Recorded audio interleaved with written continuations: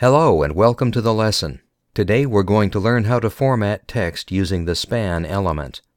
We'll also compare the SPAN element with the DIV element. You're probably wondering why I've opened the CNN.com website. I'd like to show you how frequently these elements are used. Let me just display the source code of the page and search for the SPAN opening tag. As you can see, there are 129 of them on the CNN website.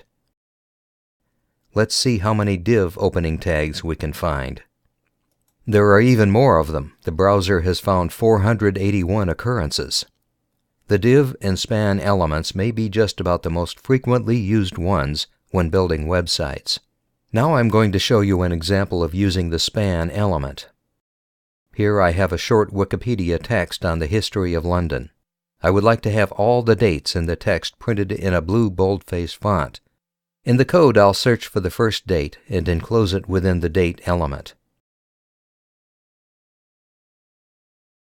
Now I'd like to use CSS to modify formatting just like I normally do, but I can't. Let me explain why not. It's because the date element is not included in the HTML specification.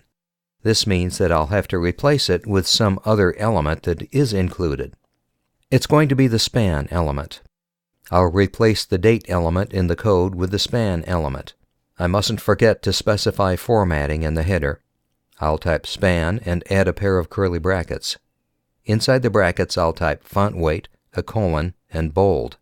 I'll also set the color to blue by typing color, a colon, and blue. I'll refresh the browser and we can see that the text has become bold and blue. This might not be a typical example of using the SPAN element, though. This element is most frequently used in combination with classes. Let me go back to the source code of the CNN website. When combined with classes, the SPAN element looks like this. I'll modify my code to look similar. I'll create the date class by overwriting the word SPAN. Don't forget to type a period before the name of the class. Let me change the color from blue to red so that we can see the difference. And here comes the most important part. I have to specify the date class inside the SPAN opening tag. After refreshing the page, the date turns red. What's the difference between the SPAN and DIV elements? I'll show you with a simple example. First, I'll switch to a new document. Next, I'll insert the word London enclosed within the SPAN element 5 times. To make things faster, I'll use a keyboard shortcut. I have the result displayed, and we see that the word London is written 5 times on one line. To show the difference between the div and SPAN elements, I'll use the same example, except this time I'm going to use the div element. Here we go.